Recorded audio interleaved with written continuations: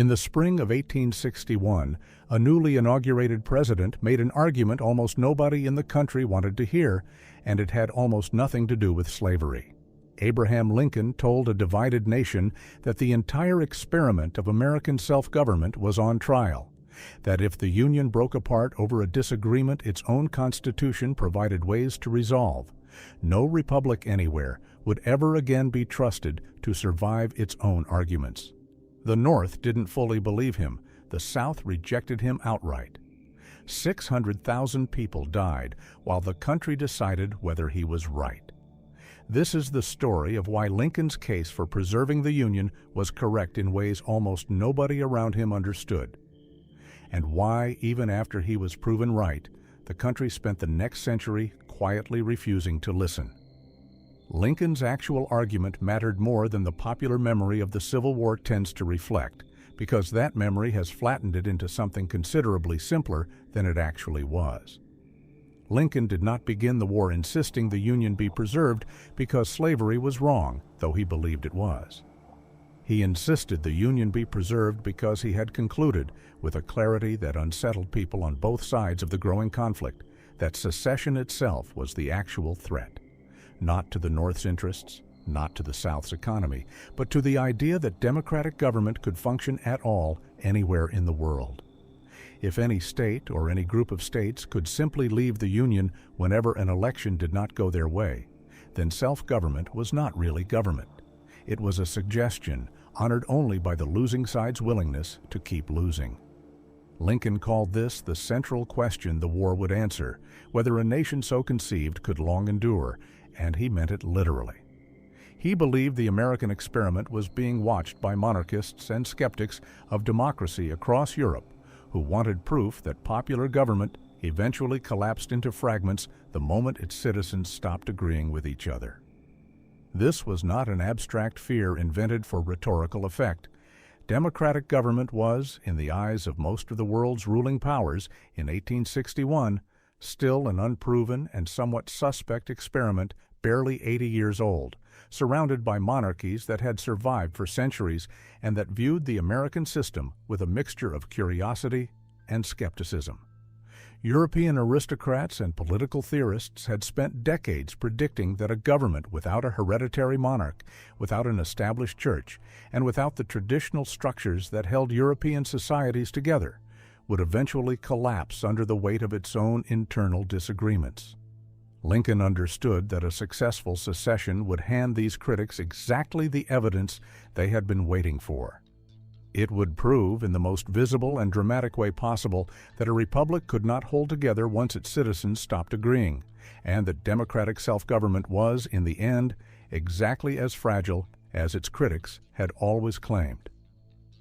This argument sounds almost obvious now, repeated in classrooms for a century and a half, until it has the texture of received wisdom.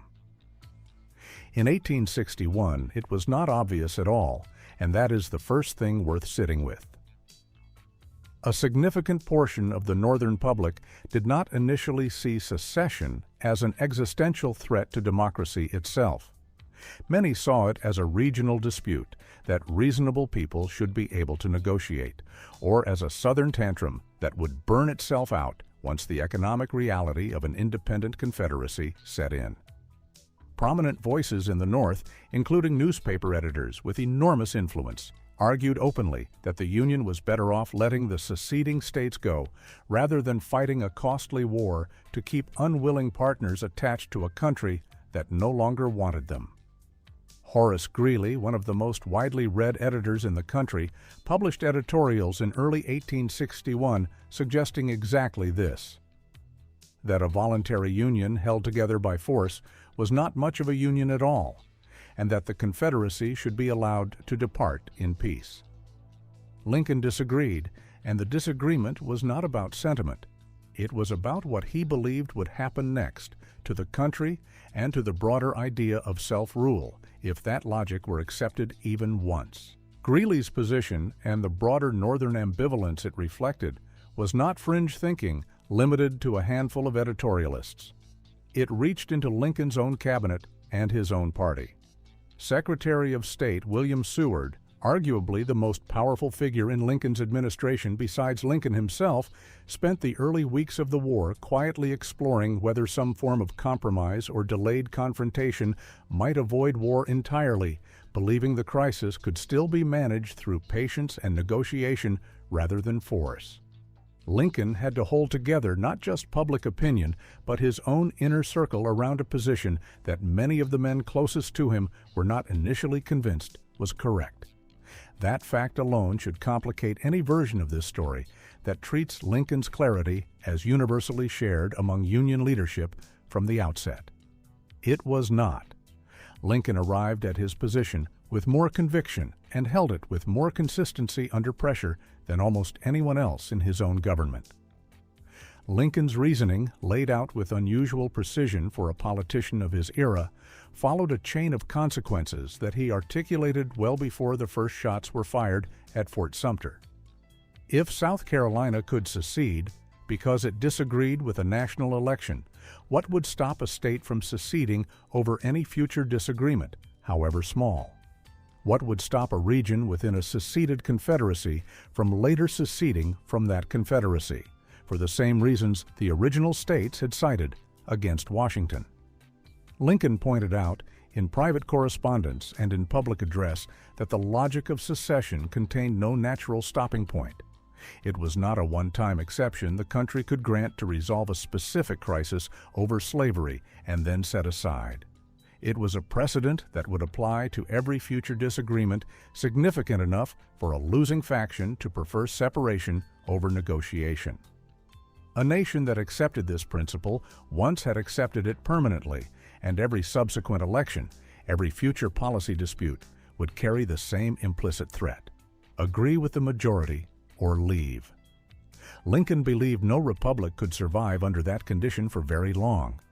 Eventually, it would fracture into smaller and smaller pieces, each one still governed by the same logic that had broken it apart from the last one. Lincoln was not simply theorizing here. He pointed in his own writing to a specific and uncomfortable historical precedent that made his argument concrete rather than abstract. The nullification crisis of 1832, when South Carolina had attempted to declare a federal tariff void within its own borders, asserting that a state could unilaterally reject federal law it considered unconstitutional. President Andrew Jackson, no friend to expansive federal power in most respects, had responded with a threat of military force so unambiguous that South Carolina backed down within months. Lincoln understood that crisis as an early preview of exactly the argument he was now making on a much larger scale. If nullification of a single law could be tolerated once, the principle would eventually expand to nullification of election results, and from there to full separation. The line between a state selectively ignoring federal law and a state leaving the Union entirely was, in Lincoln's reading of the previous 3 decades of American political history, a much thinner line than most Americans wanted to believe. Then there is the part of Lincoln's argument that gets discussed far less often than it deserves, because it complicates the simplified hero narrative that grew up around him after his death. Lincoln's case for the Union was not, at the outset of the war, primarily a moral argument about slavery. He said so directly and repeatedly, in terms that make modern audiences uncomfortable precisely because they reveal how much his thinking evolved under the pressure of the war itself. In an 1862 letter to newspaper editor Horace Greeley, Lincoln stated plainly that his paramount object was to save the Union, and that if he could save it without freeing a single enslaved person, he would do that. And if he could save it by freeing all of them, he would do that too. And that whatever he did about slavery, he did because he believed it would help save the Union. This was not moral indifference to slavery. It was a political calculation about what argument could actually hold together the fragile coalition of war Democrats, border state Unionists, and anti-slavery Republicans that his entire war effort depended on. Lincoln understood something that idealists rarely want to hear, which is that righteous cause without a coalition capable of winning is just a righteous cause that loses. That coalition was fragile in ways that get lost in retrospect, because history already knows how the war ended and tends to treat Union victory as inevitable. It was not inevitable, and the border states make that clear. Kentucky, Missouri, Maryland, and Delaware were slaveholding states that remained in the Union, and Lincoln's entire early war strategy depended on keeping them there. Maryland's location alone made this existential. The state surrounded Washington on three sides, and had it seceded, the national capital would have been isolated inside hostile territory. Lincoln suspended habeas corpus in Maryland in 1861, arrested suspected secessionist legislators without trial, and took actions that, judged purely on constitutional principle, sat uncomfortably close to the kind of executive overreach the Constitution was designed to prevent. He justified these actions with an argument that has generated debate ever since, that preserving the Union sometimes required bending individual constitutional protections in the short term in order to preserve the constitutional system itself in the long term. Critics at the time and since have called this hypocrisy. Lincoln called it a necessary trade, a smaller violation accepted to prevent a total one. Missouri presented a version of the same problem in a different form. The state never formally seceded, but it was so deeply divided internally that it produced two rival governments during the war and became the site of a vicious guerrilla conflict that operated almost entirely outside the conventional battle lines defining the war elsewhere. Bands of pro-Confederate irregulars, including groups associated with figures like William Quantrill, fought a brutal shadow war against Union militia and civilians across the state for years, a level of internal fragmentation that showed exactly what Lincoln feared could happen more broadly if the country's underlying disagreements were left to resolve themselves through violence rather than a functioning national government. Kentucky, meanwhile, initially declared itself neutral, refusing to commit to either side, an option that Lincoln, born in Kentucky himself, treated with particular care, reportedly remarking that he hoped to have God on his side, but that he had to have Kentucky. The border states were not a minor detail in Lincoln's war. They were, in a very real sense, the proving ground for whether his entire argument about a nation held together by shared law, rather than voluntary allegiance, could survive contact with a population that was itself split down the middle. The people who rejected Lincoln's argument most completely, of course, were the Confederate states themselves, and their rejection deserves to be understood on its own terms rather than dismissed as simple defiance. Confederate leaders did not see themselves as attacking self-government. They saw themselves as exercising it, arguing that the true principle of American democracy was consent of the governed, and that a union maintained by force against the expressed will of entire states was itself a betrayal of that principle, not a defense of it. Jefferson Davis and the Confederate government framed secession as the Second American Revolution, an act as legitimate as the first one, grounded in the same right of a people to withdraw consent from a government they no longer believed represented them. This was not a fringe position. It drew on a genuine strand of American political thought stretching back to the founding, one that emphasized state sovereignty and viewed the Union as a voluntary compact rather than a permanent, indissoluble nation. Lincoln's argument and the Confederate argument were not simply opposing policy positions. They were competing definitions of what the country actually was, and only one of those definitions could survive the war intact. Inside the North itself, meanwhile, an entire political faction spent the war arguing that Lincoln was wrong on his own terms. Not because they supported the Confederacy, but because they believed continuing the war was destroying the very Union it claimed to be saving. The Copperheads, as war Republicans derisively called this faction of the Democratic Party, argued for a negotiated peace that would end the fighting even if it meant accepting Southern independence. Their argument had real political traction, especially as casualty lists grew, and the war dragged past its second and third year with no clear end in sight. Clement Vallandigham, an Ohio congressman and the most prominent Copperhead voice, was arrested and eventually exiled to the Confederacy for speeches criticizing the war effort, a move that generated its own controversy about how far Lincoln's administration was willing to go in suppressing dissent to protect the war it insisted was defending free government. The 1864 presidential election became, in effect, a national referendum on Lincoln's entire argument. His opponent, George McClellan, ran on a platform that included ending the war through negotiation, and for much of that summer, Lincoln himself privately believed he would lose. The scale of that political vulnerability is easy to underestimate today, looking back at Lincoln through the lens of a presidency that history has since ranked among the greatest in American history. In August 1864, Lincoln drafted a private memo, sealed and signed without his cabinet reading its contents, acknowledging that his re-election appeared unlikely, and committing himself to cooperating with a successor who would very likely negotiate an end to the war on terms Lincoln considered a betrayal of everything the fighting had been for.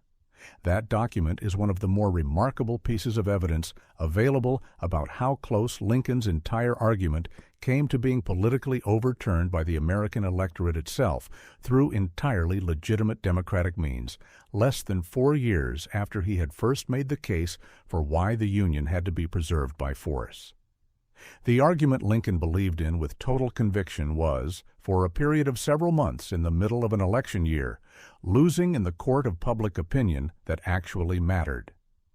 What saved Lincoln's argument in the end was not persuasion.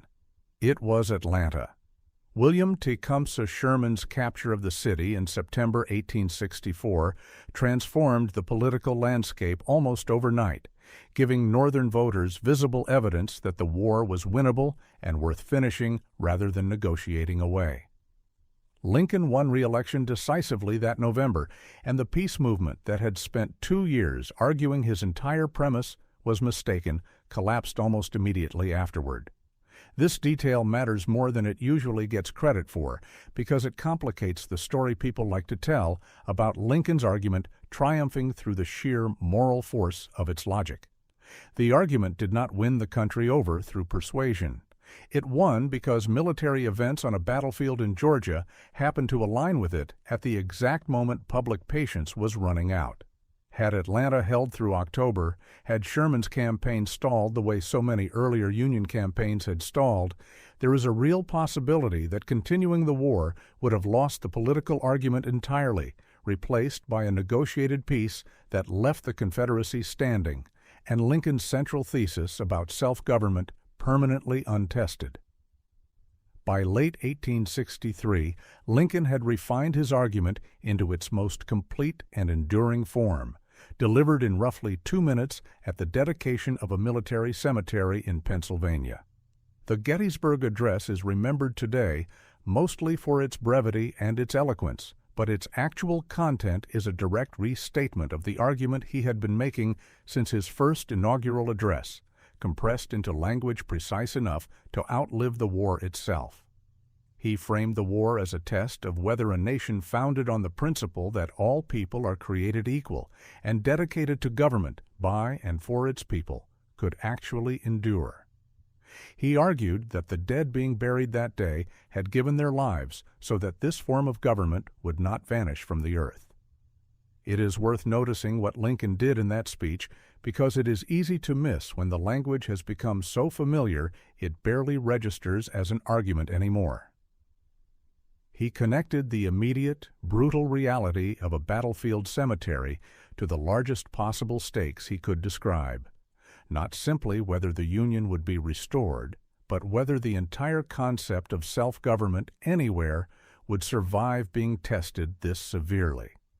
It was Lincoln's central thesis, stated as plainly and as permanently as he ever managed to state anything.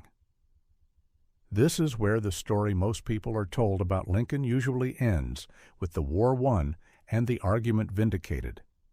It is also where the more uncomfortable part of this story actually begins, because Lincoln was assassinated 5 days after Lee's surrender at Appomattox, and the country that survived him spent the following century demonstrating, in 100 different ways, how selectively it had actually absorbed his argument. Lincoln had insisted that the war was not simply about restoring the Union as it had existed before 1861, a Union that tolerated slavery as a permanent regional institution, but about establishing, for the first time, a genuinely unified nation whose government answered to all its people rather than accommodating a permanent exception for human bondage. That was the fuller version of his argument, the version embedded in the Gettysburg Address's language about a new birth of freedom. The country that emerged from Reconstruction did not deliver that version. It delivered a narrower one, and the gap between what Lincoln had argued for and what the nation actually built in the decades after his death is where the real weight of "nobody listened" begins to land. Reconstruction collapsed by 1877, roughly a decade after Lincoln's death, undone by a combination of Northern political exhaustion, organized Southern white resistance, and a national compromise that traded federal protection for formerly enslaved citizens in exchange for resolving a disputed presidential election. The federal troops that had enforced civil rights protections in the former Confederate states withdrew, and the Southern states spent the following decades constructing legal systems designed to functionally reverse much of what the war had supposedly settled. Lincoln had argued that the Union's survival depended on establishing permanently that the country was one nation answerable to a shared government rather than a voluntary compact individual states could selectively honor. What actually followed his death was a version of reconciliation between North and South that prioritized sectional healing between white Americans over the citizenship rights of the people the war had nominally freed. The Union held together as a political and territorial fact. The deeper argument Lincoln had made about what that Union actually owed its people was, in large part, quietly set aside. The most striking evidence of how selectively the country absorbed Lincoln's argument shows up in how the war itself came to be remembered.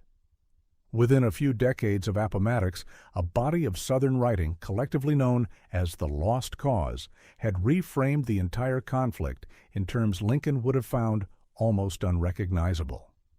This interpretation minimized slavery's central role in causing the war, recast secession as a principled defense of states' rights rather than a rejection of the self-government principle Lincoln had staked everything on, and portrayed Confederate leadership with a reverence that treated the war's actual cause as almost incidental to the honor and sacrifice of the men who fought it. This narrative did not stay confined to the South. It spread into Northern textbooks, into popular film, into the national memory of the war taught to schoolchildren across the entire country well into the 20th century. A war that Lincoln had explicitly framed as a test of whether self-government could survive and whether a nation could exist half enslaved and half free was gradually retold as a tragic conflict between two noble sides fighting over an abstract and secondary disagreement about federal power. That retelling is, in the most direct sense possible, nobody listening to what Lincoln had actually said the war was about. The scale of that retelling's success is measurable in ways that go beyond vague cultural impression.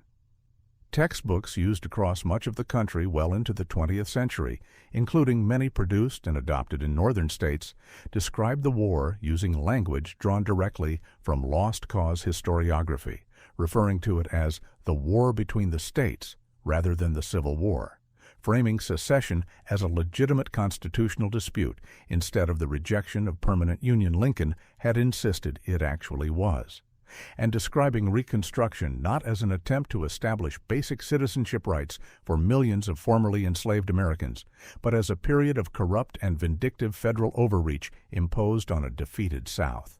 Confederate monuments, the overwhelming majority of which were erected not in the immediate aftermath of the war, but decades later, during the peak years of Jim Crow segregation in the early 20th century, functioned as physical monuments to this reframed narrative, memorializing Confederate leadership in civic spaces across the country in ways that treated the war's actual stakes.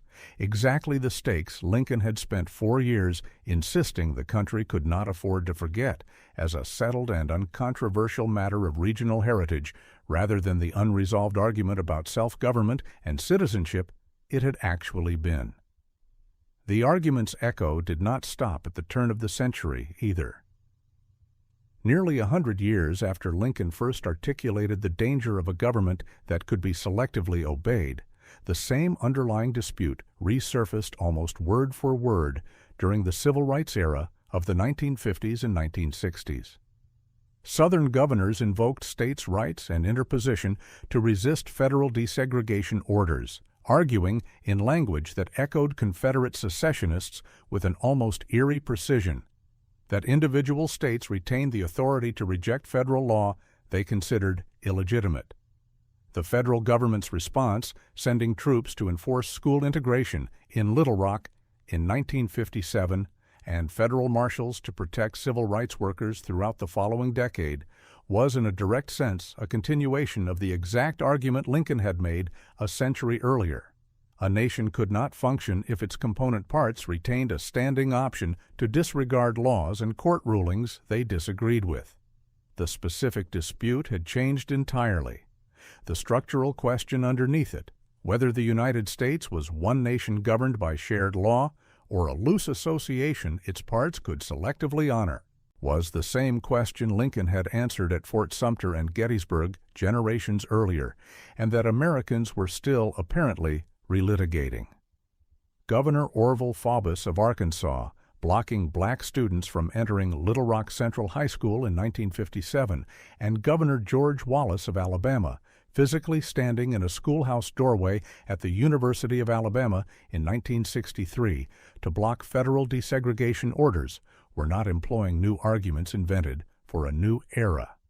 They were reaching back, whether consciously or not, into the exact rhetorical toolkit Confederate secessionists had used a century earlier: the claim that a state retained ultimate authority over which federal mandates it would honor.